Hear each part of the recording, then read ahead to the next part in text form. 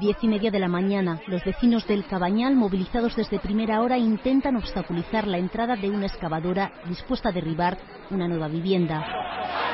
Vecinos de toda la vida y jóvenes llegados para apoyarles se interponen al grito de "Salvemos el Cabañal". En las calles colindantes comienzan los enfrentamientos. Vuelan todo tipo de objetos.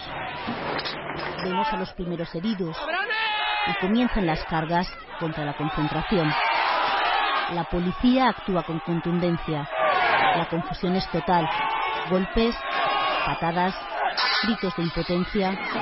Varias personas quedan en el suelo semi-inconscientes.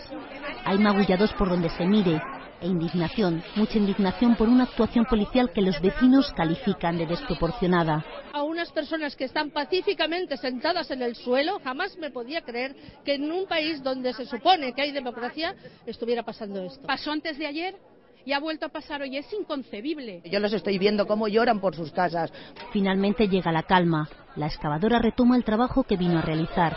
Barrio de los Pescadores del Cabañal, desde hoy hay una vivienda menos que defender.